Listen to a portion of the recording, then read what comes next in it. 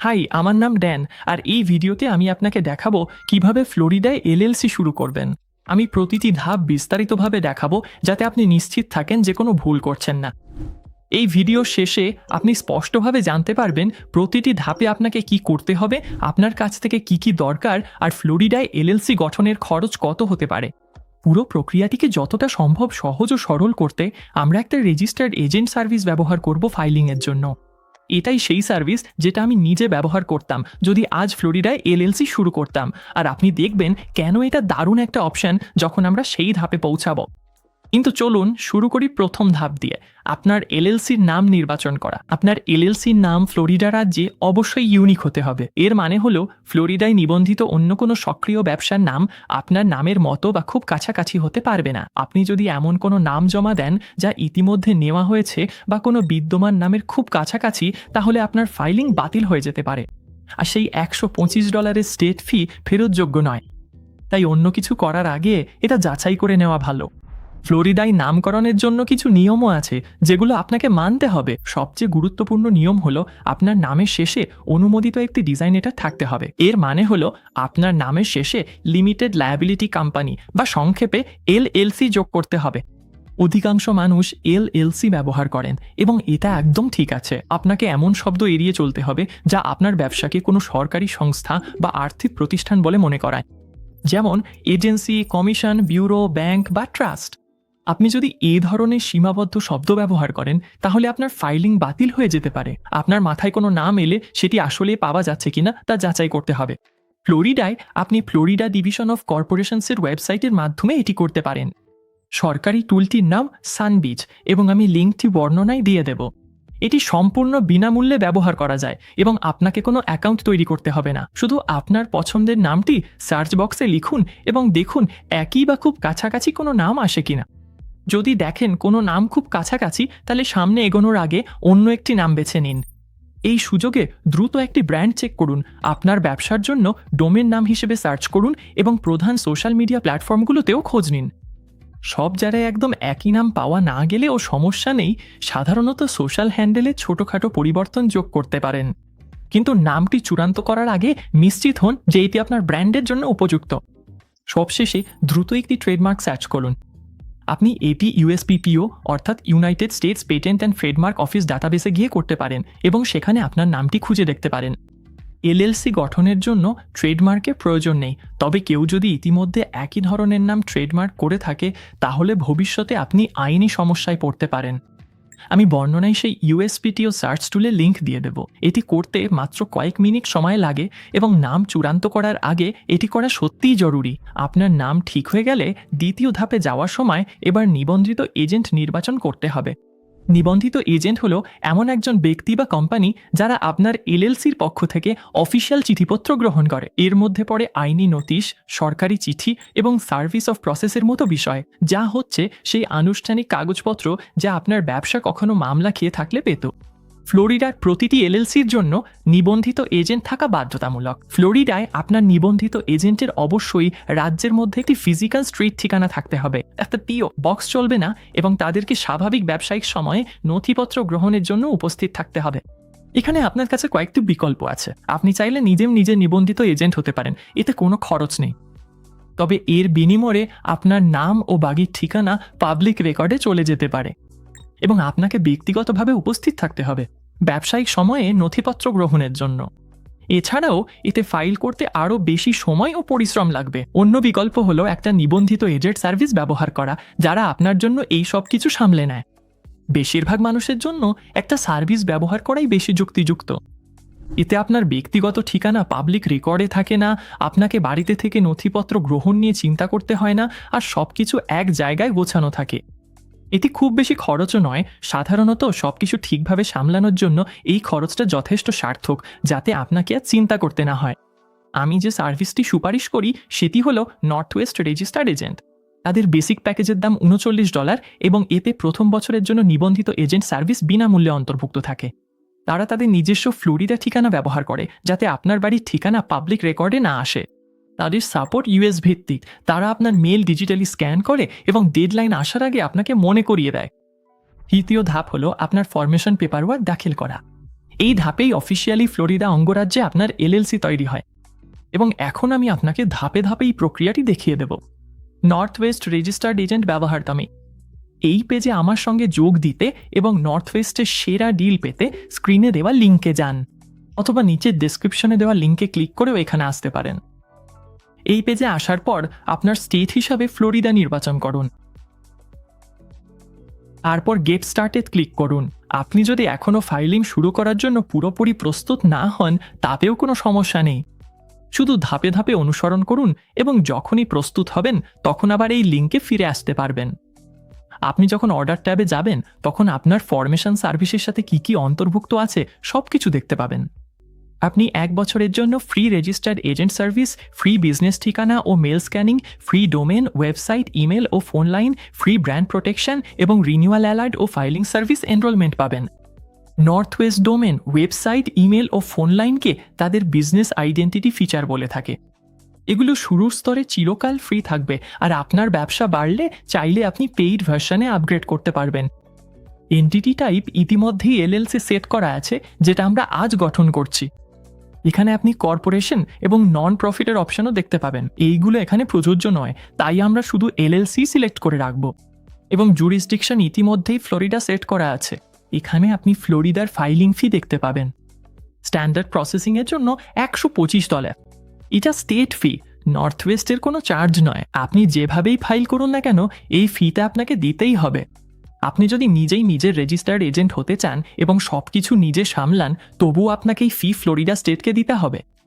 North ওয়েস্টের basic প্যাকেজের দাম $39, যা আপনি স্ক্রিনের ডান পাশে দেখতে পাবেন।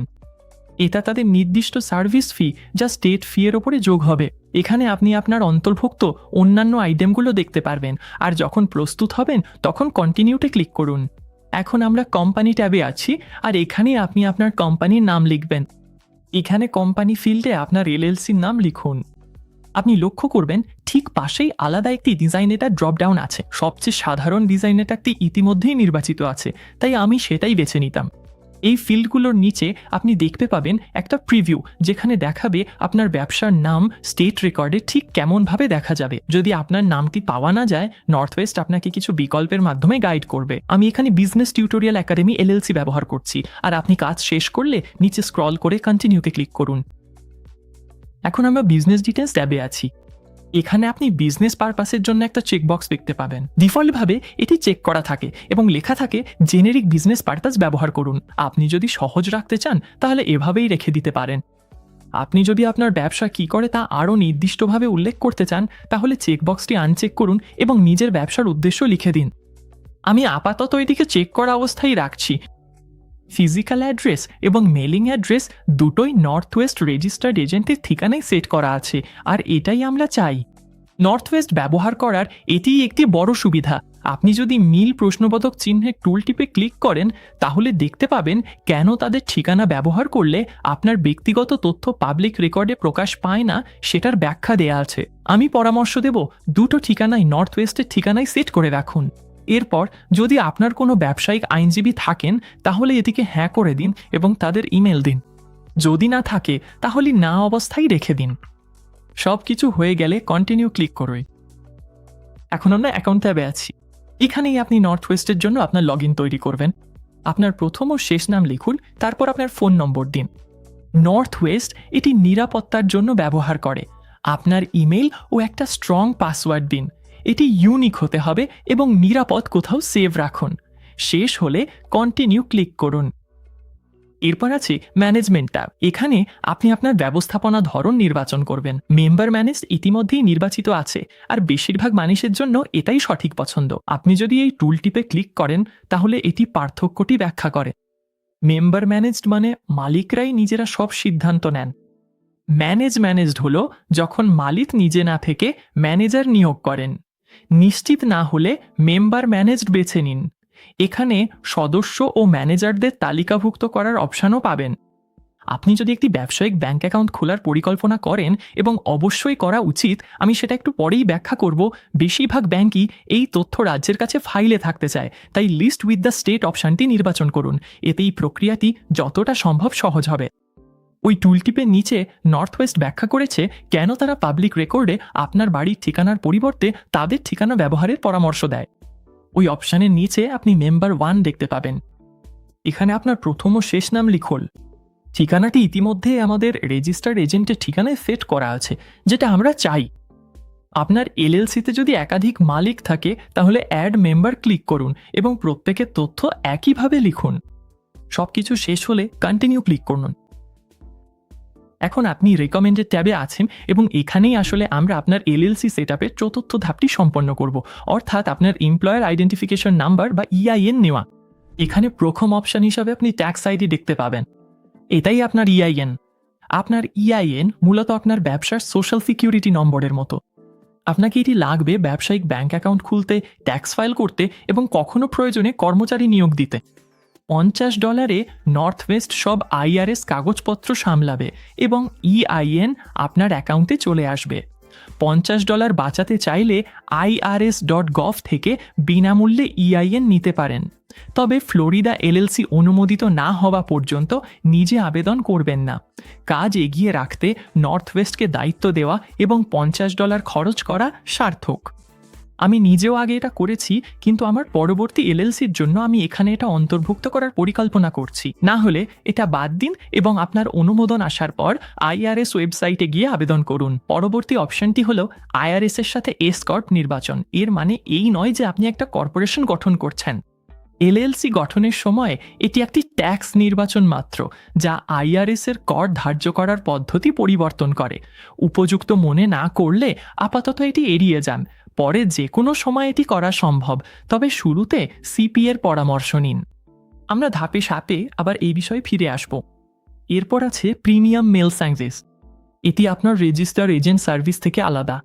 এটি আপনার সমস্ত নিয়মিত ব্যবসায়িক চিঠিপত্রের জন্য। আপনি যদি একটি আসল বাণিজ্যিক ভবনে একটি অনন্য ব্যবসায়িক ঠিকানা চান এবং আপনি চান নর্থ ওয়েস্ট আপনার সমস্ত আগত চিঠিপত্র সামলাক, তাহলে এই অপশনটি আপনার জন্য। এটা সবার জন্য প্রয়োজনীয় নয়, বিশেষ করে যদি আপনার ইতিমধ্যে ভালো মেল ব্যবস্থাপনা থাকে, তবে এটা জানা ভালো যে এই সুবিধাটি পাওয়া যায়। বিকল্পগুলো দেখতে এটি চালু করুন।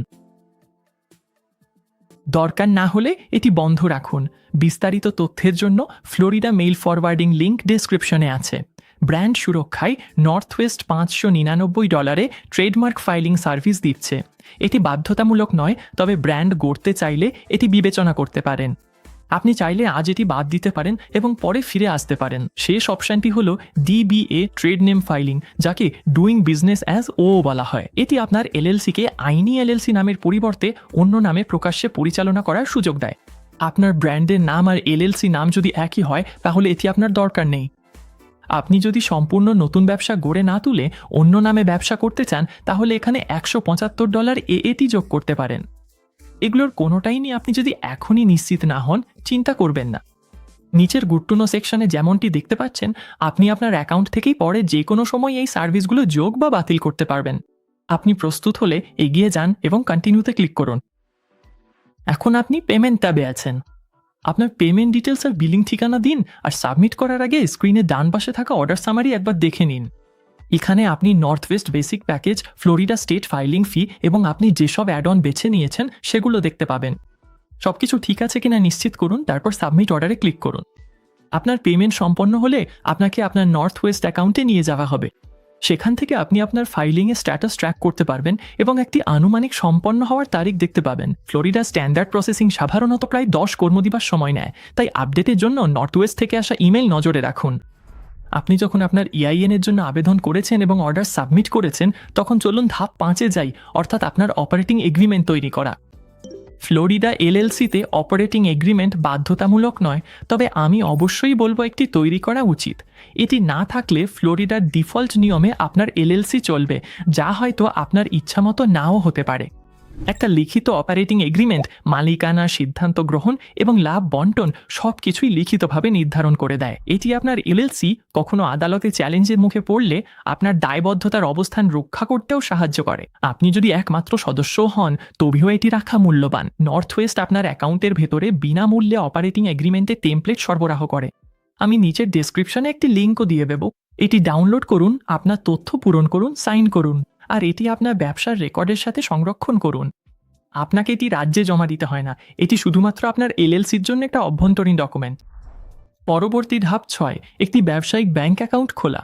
আপনার অপারেটিং এগ্রিমেন্ট প্রস্তুত হয়ে গেলে একটা ব্যাংক অ্যাকাউন্ট খোলার জন্য আপনার প্রয়োজনীয় সব কিছুই থাকবে। বেশিরভাগ ব্যাংকেই আবেদন করার সময় আপনার আইন এবং অপারেটিং এগ্রিমেন্ট চাইবে, তাই যাওয়ার আগে দুটোই থাকা ভালো। লক্ষ্যটা খুব সহজ, আপনার ব্যবসার টাকা পুরোপুরি আলাদা রাখুন আপনার ব্যক্তিগত টাকার থেকে। আপনার এলএলসি সক্রিয় হয়ে গেলে সব ব্যবসার আয় আপনার ব্যবসার অ্যাকাউন্টে জমা হবে এবং সব ব্যবসার খরচ সেখান থেকেই হবে। একটি এলএলসির প্রধান সুবিধাগুলোর একটি হলো ব্যবসায় কোনো সমস্যা হলে আপনার ব্যক্তিগত সম্পদ সুরক্ষিত থাকে।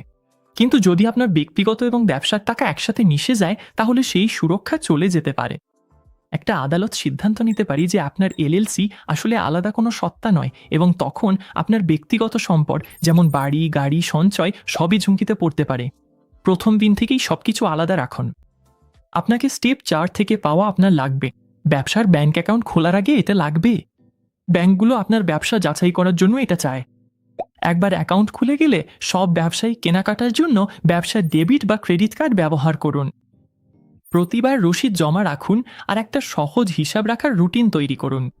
শুরুতে এমনকি একটা সাধারণ স্প্রেডশিটও যথেষ্ট। মাসে একবার সেটা রিভিউ করুন, তাহলে ট্যাক্সের সময় আপনার রেকর্ড থাকবে পরিষ্কার, কাজও হবে অনেক সহজ। আমি নিচের ডেসক্রিপশনে আমার পছন্দের ব্যবসায়িক ব্যাংক অ্যাকাউন্টের লিঙ্কও দিয়েছি, দেখে নিন এটা আপনার ব্যবসার জন্য ঠিকঠাক কিনা। শেষ ধাপ হলো ধাপ 7, আপনার এলএলসি ভালো অবস্থায় রাখা। এলএলসি গঠন করা শুধু শুরু মাত্র। এমন কিছু চলমান দায়িত্ব আছে যেগুলো আপনাকে নিয়মিত পালন করতে হবে, আর প্রথম বছর ও তার পরের সময়ে কি কি আসতে পারে তা জানা থাকলে আপনি অপ্রস্তুত হবেন না। এখানেই নর্থ ওয়েস্ট রেজিস্টার্ড এজেন্ট ব্যবহার করলে সত্যিই উপকারে আসে। ফ্লোরিডা কি কি চায় সেটা আমি আপনাকে বুঝিয়ে দিচ্ছি।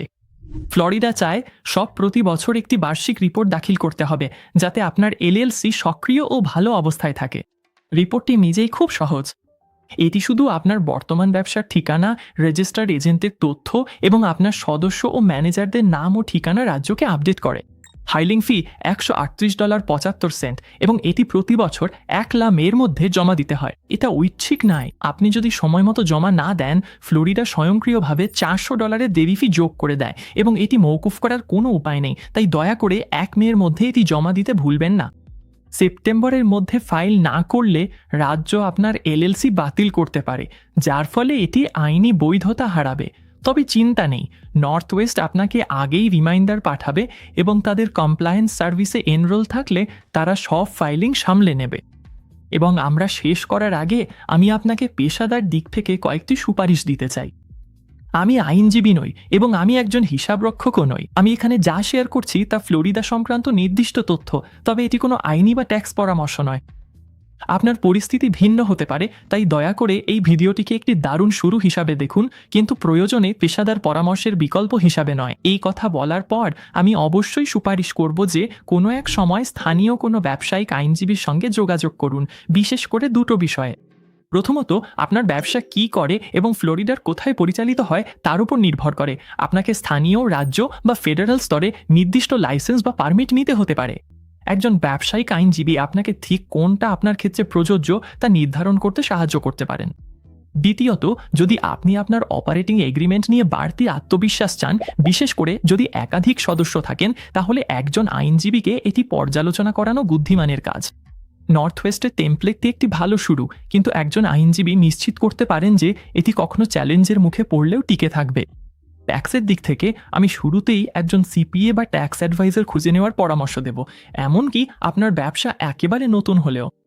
তারা আপনাকে যেসব বিষয়ে ভাবতে সাহায্য করতে পারেন তার মধ্যে একটি হলো ভবিষ্যতে এস কর্প নির্বাচন করা আসলেই আপনার জন্য যুক্তিযুক্ত কিনা। আপনার আয় নির্দিষ্ট এক পর্যায়ে পৌঁছালে এই নির্বাচনটি আপনার স্বনিয়োজিত ট্যাক্সের বোঝা কমাতে পারে, তবে এর সঙ্গে অতিরিক্ত দায়িত্বও আসে, যেমন পেরোল, আরও কঠোর হিসাব রক্ষণ এবং বেশি রিপোর্টিং। এটা সবার জন্য সঠিক সিদ্ধান্ত নয় এবং কখন এটি করবেন সেটাও গুরুত্বপূর্ণ। এটি পেশাদারের সাথে আলোচনা করুন, নিজে সিদ্ধান্ত নেবেন না। একজন সিপিএ আপনাকে ত্রৈমাসিক ট্যাক্স সেটআপে সাহায্য করবে। এতে বছরের শেষে বড় বিলের ভয় থাকবে না এবং তারা ব্যবসা বৃদ্ধির সাথে হিসাব রক্ষণ সহজ করবে। ফ্লোরিডায় এলএলসি শুরুর জন্য এটুকুই যথেষ্ট। আপনি যদি এখন পর্যন্ত শুধু অনুসরণ করে থাকেন এবং এখন শুরু করতে প্রস্তুত হন, তাহলে বর্ণনায় দেওয়া লিঙ্কটি ব্যবহার করতে ভুলবেন না, যাতে নর্থ ওয়েস্ট রেজিস্টার্ড এজেন্টের সঙ্গে সেরা মূল্য পান। দেখার জন্য ধন্যবাদ। আপনার নতুন ব্যবসার জন্য অভিনন্দন এবং পরের ভিডিওতে আবার দেখা হবে।